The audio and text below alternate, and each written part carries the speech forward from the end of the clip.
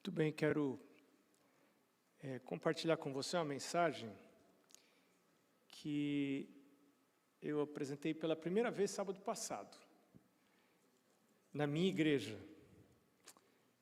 E é uma mensagem que tem me tocado bastante, me desafiado bastante, espero que desafie você também. Eu mencionei um texto de Ellen White na mensagem anterior, que é um texto bem impactante, né? E eu já passei, ele está em... Alguém me perguntou, pastor, onde é que está esse texto? Está no livro Conselhos sobre Mordomia, página 42. Eu já passei para o pastor, talvez o pastor possa compartilhar com vocês aí nos grupos, tá? Mas quando eu li isso, eu fiquei arrepiado. Eu falei, minha nossa, a minha presença na igreja tem que ser mais uma vantagem para a igreja do que uma vantagem para mim, né? Senão a igreja vai ficar melhor sem mim. Que coisa séria. Bom, Colossenses capítulo 3, verso 1. É um verso que é um texto que representa um desafio muito grande para mim. Colossenses capítulo 3, verso 1. Nós estamos pensando em como fazer uma casa lá em cima. Como fazer uma casa que seja uma casa de cima. Mas agora, como a gente faz a nossa casa lá de cima? Colossenses capítulo 3, verso 1 diz assim: Portanto, se fostes ressuscitados juntamente com Cristo, buscai as coisas lá do alto, onde Cristo vive assentado à direita de Deus. Quero fazer um parênteses aqui.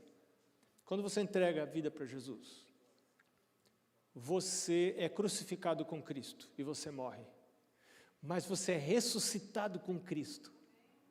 E você se assenta com Cristo nos lugares celestiais. Sabe o que isso significa? Deixa eu explicar para você. Assim, quando você entrega a vida para Jesus, é como se você fosse pregado na cruz junto com Jesus. Quando Jesus está lá pregado na cruz, você está lá, você morre. Aquela pessoa que era você morreu. Mas, quando Cristo é ressuscitado, que os anjos veem aquele brilho, aquela luz, Jesus é ressuscitado, você ressuscita com Ele. Sua vida está escondida em Cristo. Então você ressuscita com Cristo. E Cristo fala assim, agora eu vou para o céu, você se assenta comigo lá nos lugares celestiais. É como se você já estivesse vivendo a vida eterna. E eu vou falar uma coisa para você. Os benefícios da vida eterna passam a ser disponíveis para você, aqui e agora. Coisas que não podem acontecer nessa vida natural, elas passam a ser possíveis. Vou dar um exemplo para você. É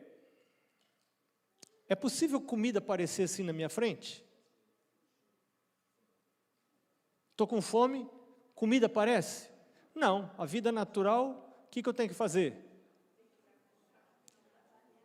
Trabalhar para comprar. Mas quando você está vivendo nessa outra dimensão, a comida pode aparecer na sua frente. Olha o maná. O povo de Israel, Deus falou, sai da sua terra, sai do Egito e vai para uma terra que eu vou te mostrar. Agora, foi Abraão, agora os filhos de Abraão, sair do Egito. Deus leva para o deserto, não tem comida. Deus fala, isso não é problema para mim, você já está vivendo em uma outra dimensão, comida vai cair todo dia para você. Não tenha medo. Morto ressuscita? Não, morto não ressuscita. Você vai lá no funeral, cemitério, está tudo lá. Mas nessa outra dimensão, morto pode ressuscitar. Pessoas podem ser curadas. Você está vivendo numa outra dimensão. Você percebe? Você entrega a vida para Jesus, você é crucificado com Cristo, mas você ressuscita com Ele e você se assenta com Ele nos lugares celestiais. E agora você já está vivendo numa outra dimensão. Você não precisa mais ter emprego para comer. Você tem emprego porque a Bíblia fala assim, quem não trabalha também não come. Mas agora você já não depende do emprego para comer. Não sei se eu estou me explicando. Você trabalha porque você vai ficar fazendo o que em casa, né? Aí é o pecado da preguiça. Você vai trabalhar. Mas você não trabalha mais com a preocupação de comer. A comida não é mais problema seu, a comida é problema de Deus. A casa, o lugar onde você vai morar, é problema de Deus. Você entregou a vida para Ele. É tudo dele, não é nada seu. Isso que é entender o conceito de mordomia. O conceito de mordomia dá para você paz perfeita e completa. Você entrega a vida para Deus, descansa. Exclui completamente o temor, porque a sua vida está nas mãos do Senhor. Mas isso só acontece se você morrer. Morto não tem preocupação, quem se preocupa é vivo. Mas quando você morre com Cristo, Paulo diz, estou crucificado com Cristo. Paulo, você vai para Jerusalém, vão te matar. Se Jesus não quer que eu morra, pode querer me matar. Olha, aconteceu um acidente, muitos anos atrás, a gente morava em São Paulo, aconteceu um acidente com a Mari, uma infelicidade muito grande, atropelou um motoqueiro, quebrou a perna, nós cuidamos dessa pessoa, levamos ao hospital, trouxemos para a nossa casa, tratamos da família, a mulher veio com os filhos, comeram algumas vezes lá em casa, passou um tempo, essa família começou a nos extorquir. Queremos que você pague o salário, queremos que você pague isso. Eu falei, eu não tenho, como é que eu vou fazer? Eu não tenho como fazer isso, a gente lutando para sobreviver, nós dois. E as ameaças começaram a subir de tom. Nesse momento, nós recebemos um chamado para sair de São Paulo para Florianópolis. Nós começamos a receber chamados telefônicas, 2 da manhã, 3 da manhã, ligava. Me lembro uma vez que ele falou assim, eu sei onde você mora, eu vou aí para acertar as contas com você, se você não depositar. E eu um dia fiquei tão, assim, não sei, né, ia falar que é ira santa, mas não sei se tem ira santa, né? Ira santa é só de Deus, né, a nossa nunca é santa, né, mas enfim, eu fiquei assim, eu falei para ele, rapaz, você sabe onde eu moro? Então venha. Agora eu vou falar uma coisa para você. Se for o meu dia para eu morrer, você não precisa nem vir. Já vai ser o meu dia. Agora, se não for o meu dia para eu morrer, vai dar ruim para você, não vai dar ruim para mim.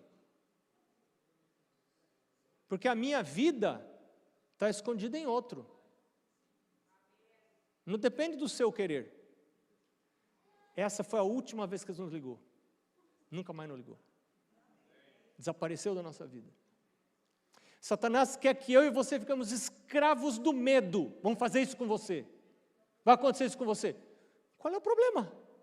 Se a minha vida está escondida em Cristo, se eu estou crucificado com Cristo, eu não estou escravo de Satanás, mas ele me escraviza quando eu quero fazer a minha vontade. Eu quero ficar vivo, custe o que custar. Mas e se não é a vontade de Deus que eu fique vivo? E se é o momento de eu descansar, como disse Deus para Moisés, como disse Deus para Arão? Qual é o problema disso?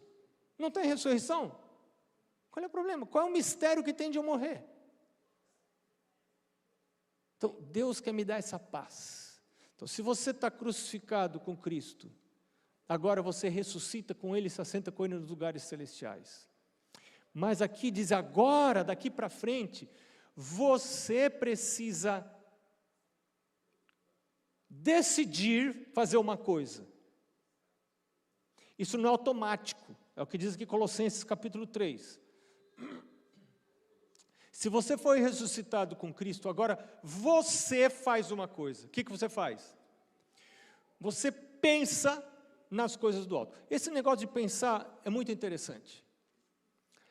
você não consegue decidir não pensar em alguma coisa. Deixa eu explicar. Vamos supor que você tem o hábito de pensar em coisas ruins. Você tem o hábito do seu pensamento girar em torno de pecados. E você fica ali pensando em coisas pecaminosas, se deleitando com o pensamento. Se você falar assim para você, a partir de hoje eu não vou pensar nisso, pronto, já pensou. Você entendeu? Quando você fala assim, não vou mais pensar nisso, você já pensou nisso, para falar que não vai pensar mais nisso. Então, não tem como você dizer, eu não vou mais pensar nisso. Não tem. Seu cérebro não tem essa habilidade. Mas tem uma coisa que você pode fazer. Você pode decidir pensar em outra coisa. Você diz assim, a partir de agora eu vou pensar nisso. E Deus está falando aqui o que é para você pensar. Pensar nas coisas do alto. Não nas que são daqui da terra. Olha o verso 2. Pensai nas coisas do alto, não nas que são daqui da terra. Porque morrestes e a vossa vida está oculta juntamente com Cristo em Deus. Quando Cristo, que a nossa vida se manifestar, então vós também sereis manifestados com Ele em glória. Então, o objetivo do meu dia é pensar nas coisas do alto. Eu me acordo pensando, não estou falando eu, estou falando em hipótese, né? Porque a minha luta também é igual à sua, né? E eu preciso me acordar e pedir a Deus, qual o primeiro pensamento que eu tenho? Meu primeiro pensamento tem que ser para Deus. Acordar, nada de WhatsApp, nada de Instagram, de TikTok, de coque-coque, seja o que for. Eu quero pôr a palavra de Deus, abrir o olho, palavra de Deus. Abri o olho, a palavra de Deus. Escondi a tua palavra no meu coração para não pecar contra ti. Eu me lembro do meu pai, sempre que eu penso nesse assunto, eu lembro do meu pai. Meu pai, eu conto histórias do meu pai, alguém pode pensar, nossa, que homem santo que era. Não, meu pai não era santo, meu pai tinha muitos, eu me lembro de muitos defeitos do meu pai. Mas meu pai queria ser santo. Ele não era santo, mas ele queria ser. Então, o que meu pai fazia? Meu pai escrevia, naquele tempo não tinha celular, não tinha bloco de notas no celular. Ele escrevia versos da Bíblia em pedacinho de papel, e ele saía pela casa assim, ó. Então, tinha o corredor da nossa casa, os quartos e tal. Meu pai ia memorizando os textos da Bíblia. Aí, quando ele ia para o trabalho, ele tinha uma Brasília. Ninguém aqui lembra o que é Brasília, isso não é do seu tempo. Meu pai tinha uma Brasília. Aí ele punha assim no cinzeiro da Brasília, ele punha o papelzinho pendurado ali, e ele ia lendo aquilo, parava o sinal, ele ia lendo. O que você pensa quando fecha o sinal, no trânsito? O que você pensa quando você não tem nada para fazer? Paulo fala assim, põe Deus na sua vida, põe a Bíblia na sua vida, põe Deus. Lê, memoriza, decora. Põe a Bíblia para dentro da sua cabeça. Se você não tem o hábito de ler a Bíblia todos os dias, você não tem como pensar nas coisas do alto. A sua cabeça vai estar ligada às coisas aqui da terra. A influência da terra vai ser maior sobre você. Você vai amar mais as coisas daqui da terra. Você vai ter medo de perder as coisas aqui da terra. Porque a sua cabeça está só aqui nas coisas da terra.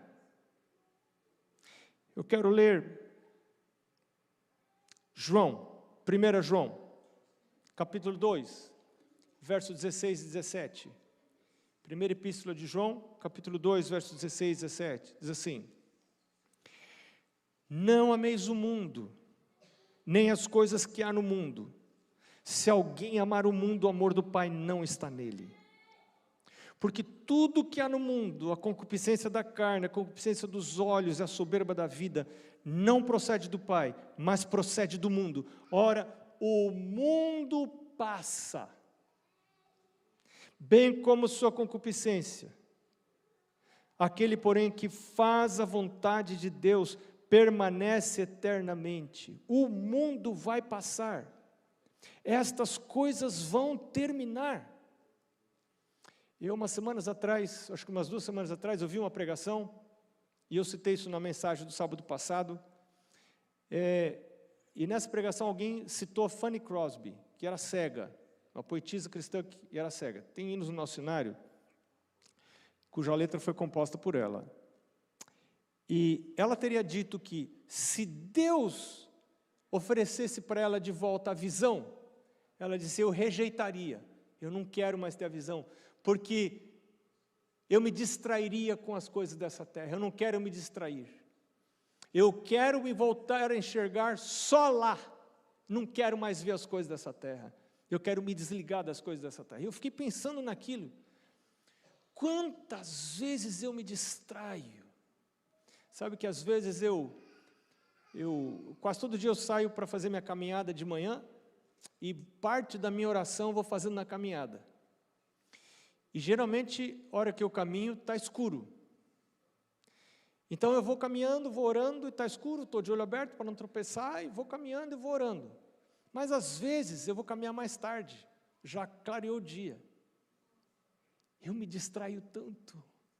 Eu não consigo orar do mesmo jeito, porque o meu olho fica... Eu tenho que abrir o olho para caminhar, mas o meu olho fica, olha lá, olha aquele negócio colorido. Mas à noite eu não me distraio tanto, e de madrugada está escuro, dá para caminhar sem se distrair tanto, dá para orar melhor. Ela tinha razão. Às vezes uma bênção que Deus me dá, se eu não usar direito, a bênção da visão, ela me distrai. Ela tira de mim o alvo que eu deveria ter, que é a vida eterna. Jesus disse uma coisa muito interessante.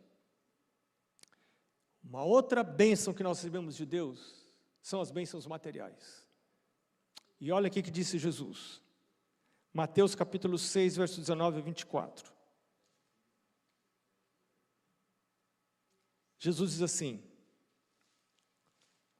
não acumuleis para vós outros tesouros sobre a terra, onde a traça e a ferrugem corroem, e onde ladrões escavam e roubam.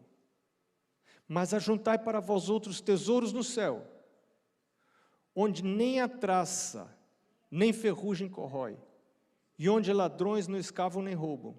Porque onde está o teu tesouro, aí estará também o teu coração.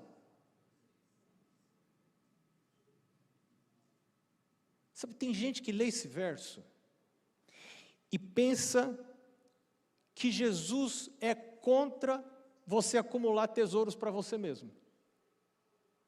A pessoa lê ali e fala assim: nossa, Jesus é contra acumular tesouros para mim mesmo. Você se distraiu na leitura, você não leu direito. Se você ler direito esse texto, você vai ver que é exatamente o oposto. Jesus é a favor de você acumular tesouros para você mesmo. Você vê que a segunda frase, Jesus fala: mas acumuleis tesouros para vós mesmos. A primeira frase é: não acumuleis tesouros para vós mesmos. Mas a segunda frase é: acumuleis tesouros para vós mesmos. Jesus não é contra você acumular tesouros para você. Jesus apenas mostra que é uma tolice você acumular tesouro aqui nessa terra. Por que é uma tolice acumular tesouro aqui? Porque a gente vai perder tudo. A gente vai perder tudo. Olha, hoje de manhã, a gente parou num Airbnb perto daqui. E aí, a gente trouxe o nosso desjejum, e eu fui preparar um coisinha de aveia, como é que é? Um mingauzinho de aveia, estilo americano, né? Aí eu fui ferver, sabe aquelas chaleiras elétricas, né? Não sei como é que chama aquilo em português. Você põe água lá dentro, a água ferve, e eu já trouxe preparadinha, aveia, temperadinha, tal, com fruta picada, tal. Era só pôr a água, né? Aí eu olhei para aquele negócio, até falei para a Mari assim: Mari, a gente não tem esse negócio elétrico, a nossa chaleira é daquelas de antigamente, ainda de pôr a chaleira lá, né? A gente podia comprar um negócio desse. Mas daí já veio na minha cabeça: mas eu vou comprar sem saber se daqui a 5 meses eu vou estar aqui. Eu não vou conseguir levar a chaleira de volta para o Brasil. eu acho que eu não vou comprar não. Você percebe como as coisas mudam de perspectiva quando você sabe que você vai perder. Você sabe que você vai perder tudo. Você acha que agora eu vou comprar um carro novo? Nosso carro mais novo tem quase 10 anos. Nós temos um outro que tem 20. Então, esse é novo. Né? Então, os nossos 2 carros, se juntar os 2, dá uns 30 anos. Você acha que eu vou comprar um carro novo agora? Porque daqui a 6 meses eu posso não estar mais aqui. Não vou. É tolo, é tolice. Você entende? Você entende o que Jesus está falando? Filho, esse mundo vai terminar. Você não está entendendo isso? A gente está querendo se apegar a coisas que não dá para se apegar. Seja morando aqui, seja morando no Brasil, seja morando na Europa, seja morando onde for, tudo vai acabar, tudo vai ser perdido. Você está entendendo isso? Então Jesus fala assim, filho, não ajunte coisas aqui. Não é porque é errado ajuntar, é porque é uma tolice, falta de cabeça. Jesus fala, ajunta tesouro onde você não vai perder. Põe o seu tesouro lá. Lá você não perde. Não é a igreja que está falando isso. É Jesus que está falando isso. E olha que mais que ele fala. Verso 21, Mateus 6. Porque onde está o seu tesouro? Onde está o teu tesouro, aí estará também o teu coração. Aquilo onde você põe o seu dinheiro, ali vão as suas afeições. Quanto mais dinheiro eu invisto na minha casa, não está errado pôr dinheiro na minha casa, não me entenda mal, mas quanto mais dinheiro eu ponho na minha casa, mais meu coração está na minha casa. Quanto mais dinheiro eu invisto no reino de Deus, mais meu coração está no reino de Deus. Quanto mais meus filhos investem no reino de Deus, mais o coração dos meus filhos está no reino de Deus. Quando eu entendi isso, Mari e eu, nós começamos um programa sério de tornar as nossas filhas dizimistas e pactuantes antes de sair de casa. Antes de sair de casa, antes de casar. Porque se elas estiverem devolvendo o dízimo, e a gente começou a dar uma mesadinha para elas, a gente estava numa pendura que você não sonha, não dá tempo de eu contar aqui agora. Uma dificuldade tremenda. Mas, Mari, vamos espremer o que dá, dar uma mesadinha pequenininha, com um objetivo principal. Qual é? Ensinar elas a devolver o dízimo e a ter um pacto. Por quê? Porque seu filho não abandona os caminhos de Deus enquanto estiver devolvendo o dízimo. Ele precisa parar primeiro de devolver o dízimo para daí se afastar do caminho de Deus. Porque cada vez que você devolve o dízimo, você está dizendo, eu acredito que tem vida eterna. Eu acredito que tem um Deus no céu. Porque se você devolve o dízimo e não acredita, então você é um trouxa. Então a sua cabeça não funciona direito. Fizeram lavagem cerebral em você não bate bem na cabeça. Fica dando dinheiro para os outros. Não, eu não devolvo o dízimo para dar dinheiro para os outros. É porque eu creio que a Bíblia é a palavra de Deus e que tem o Deus no céu. No momento que eu parar de crer nisso aqui, sou tonto de ficar dando dinheiro para os outros. Eu paro de devolver o dízimo. Pronto, simples assim. Mas Jesus falou, onde tiver o seu tesouro, aí vai estar seu coração grudadinho. Onde você investe? Pastor, gosto de comer fora. Não está errado comer fora. Maria e eu às vezes saímos comer fora. Não muito, porque a gente não pode, mas menos do que a gente gostaria, mas nós de vez em quando vamos. Quanto do seu dinheiro vai aí? Aí está o seu coração. Aí está seu coração. Onde estiver o meu tesouro, aí está o meu coração. Aí Jesus diz assim, são os olhos, verso 22, a lâmpada do corpo. Se os teus olhos forem bons, todo o teu corpo será luminoso. Se, porém, os teus olhos forem maus, todo o teu corpo estará em trevas. O que é isso? São os alvos da minha vida. Para onde que eu olho? Se o meu olhar for bom, todo o meu corpo vai ser luminoso. Mas se eu estiver olhando para coisa que vai desaparecer, para coisa que não é eterna, eu vou desaparecer com essas coisas.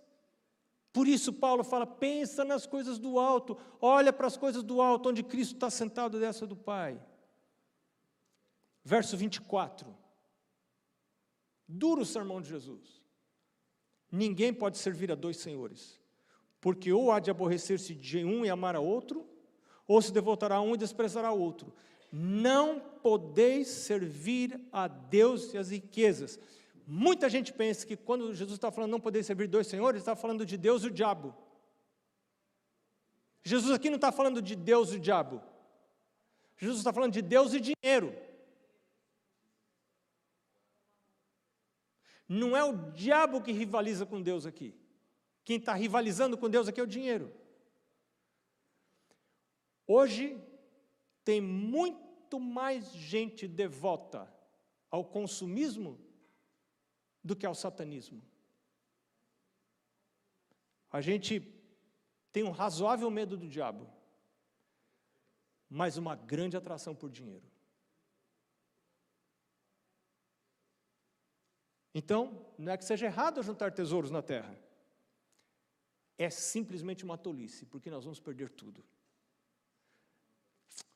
Ou a gente perde porque Jesus volta, ou a gente perde com a morte. Um amigo meu, pastor, mora lá em Curitiba, me disse que um cunhado dele morava no Rio, era professor universitário. O sonho dele era comprar um motorhome e viajar pela América do Sul.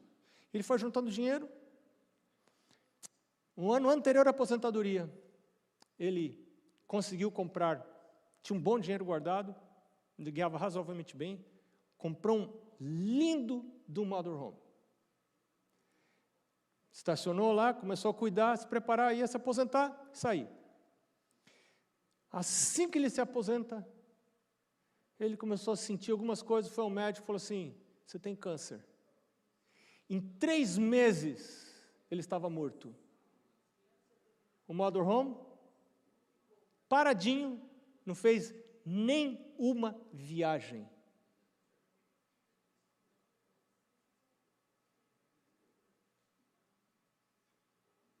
Ficou a mulher com o motorhome. E eu vou ficar fazendo planos, que vou fazer isso, vou fazer aquilo, vou fazer aquilo. Paulo disse assim, não fala isso, fala, se Deus quiser. Se Deus quiser. Mas Jesus fala, filho, tudo que você fizer, faça para mim a honra e glória. Quer comais, quer bebais, façais outra coisa qualquer. Fazer tudo para a glória de Deus. Entreguei minha vida para Jesus. Entreguei? Se entreguei minha vida, estou crucificado com Cristo. Então tudo para Ele. Vou viver para Ele. Vou me aposentar? Se vou me aposentar, é para honrar e glorificar a Deus, para trabalhar para Deus. Não é para ficar olhando pela janela. Aposentar para trabalhar para Deus. Não tenho mais tempo para dar estudo bíblico, não tenho mais tempo para atender pessoas. Essa precisa ser minha visão. Eu quero compartilhar com você um último texto. Diante disso, o que a gente deve fazer? Está em Lucas capítulo 16, verso 1 a 15. Esse texto é muito interessante. Capítulo 16, verso 1 a 15. Olha lá. Acho que a gente nem vai conseguir chegar até... Bom, vamos lendo. Disse também Jesus aos seus discípulos. Havia um homem rico que tinha um administrador. Olha, a palavra administrador de novo. Lembra? No grego é oikonos, que pode ser despenseiro e pode ser mordomo. Tá? É a mesma palavra.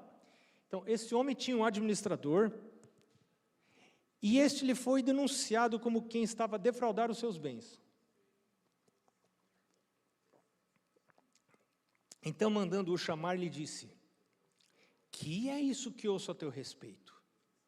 Presta contas da tua administração, porque já não podes mais continuar nela. Disse o administrador consigo mesmo: que farei? Pois o meu senhor me tira a administração. Trabalhar na terra eu não posso. Jesus tinha um senso de humor, né? Você imagina Jesus falando isso, o povo se rindo, né? Imagina que o cara ia falar isso. Mas a gente pensa, mas não fala, né? Não quero trabalhar no pesado. A gente não fala para os outros que é feio, mas ele pensava. E Jesus disse, ele pensou assim, não vou trabalhar no pesado, trabalhar na terra, não posso. Também de mendigar tenho vergonha. Eu sei o que eu vou fazer, disse no verso 4, para que quando for demitido da administração, me recebam em suas casas. Tendo chamado cada um dos devedores do seu senhor, disse ao primeiro, quanto deves ao meu patrão? Respondeu ele, 100 cados de azeite. Então disse, toma a tua conta, assenta-te depressa e escreve 50. Depois perguntou ao outro, e tu quanto deves? Respondeu ele, 100 coros de trigo. Disse-lhe, toma a tua conta, escreve 80. Verso 8 diz, e elogiou o Senhor o administrador infiel, porque se houver atiladamente, porque os filhos do mundo, na sua própria geração, são mais hábeis do que os filhos da luz. E agora o centro da história da parábola de Jesus aqui, é o verso 9. Eu vos recomendo, agora a recomendação de Jesus, das riquezas de origem iníqua, dos bens transitórios, das riquezas injustas, diz outra tradução. Por que essas riquezas aqui, que a gente lida com elas, são injustas? Quem disse que o seu salário é justo? Quem que falou que o seu salário é justo? Hoje um popstar ganha milhões. Um enfermeiro, uma enfermeira, ganha pouquinho. Tem justiça nisso? Não tem. Então, dessas riquezas de origem injusta, o que eu faço com elas? Jesus disse, faça amigos com elas, para que quando essas riquezas faltarem, e elas vão faltar porque você e eu vamos morrer, elas vão faltar porque tudo vai ser destruído, elas vão faltar porque vão ter crises tremendas, elas vão faltar porque Apocalipse 18 diz que vai haver uma queda do sistema econômico mundial liderado por Babilônia. E esse sistema econômico vai acabar e nós vamos perder tudo. E as pessoas, de alguma maneira, nós vamos perder tudo. Antes de Jesus voltar, nós vamos perder tudo. Ninguém vai para o céu sem perder tudo. Jesus, então, enquanto você tem essas riquezas de origem injusta na sua mão, faça amigos, para que quando essas riquezas faltarem, estes amigos recebam você em tabernáculos eternos. Ellen White fala, esses amigos são Jesus e os anjos. Use essas riquezas para fazer amigos. Eu vou perder, eu sei que eu vou perder de qualquer maneira, já entendi que eu vou perder. Foi uma parábola que Jesus contou. Eu vou perder, então, já que eu vou perder, deixa eu fazer amigos, para que quando eu perder, eu tenha onde ficar. Jesus fala, eu estou preparando casa para você. Na casa de meu pai há muitas moradas. E então no verso 10 ele diz, quem é fiel no pouco, também é fiel no muito, e quem é injusto no pouco, também é injusto no muito. Se, pois, não vos tornastes fiéis na aplicação das riquezas de origem injusta, quem vos confiará riquezas eternas, a verdadeira riqueza? Como é que Deus vai me dar a verdadeira riqueza, se nessa riqueza de origem injusta, eu não sou fiel na aplicação? E aí o verso 13, ninguém pode servir a dois senhores, porque ou há de aborrecer-se de um e amar ao outro, ou se devotará a um e desprezará ao outro. Não podeis servir a Deus e as riquezas. A gente não tem mais tempo. Mas eu quero dizer para você, o que Jesus está dizendo e o que Jesus não está dizendo. O que Jesus não está dizendo nesse verso 13. Jesus não está dizendo que é pecado ser rico. Jesus nunca falou isso. Jesus está dizendo que não é possível amar as riquezas. e ter a vida eterna. E Paulo fala lá em 1 Timóteo capítulo 6, não é possível querer ficar rico e ter a vida eterna. Você pode ser rico, o problema não é ser rico, o problema é querer ser rico aqui nessa terra, e não ser rico para com Deus. Leia lá depois 1 Timóteo capítulo 6. O Senhor está nos chamando para tomarmos algumas decisões com respeito à nossa vida econômica, à nossa vida financeira. E a palavra de Deus está nos chamando. Esse é um desafio para mim também. Eu quero pedir ao meu Deus que me dê verdadeira perspectiva das coisas e que me ajude a colocar, transferir essas riquezas de origem justa para um lugar onde elas não vão mais ser perdidas. Não vai perder, não é possível você perder, lá não vai perder. E vão durar eternamente. Eu estava lá nas Filipinas, ano passado,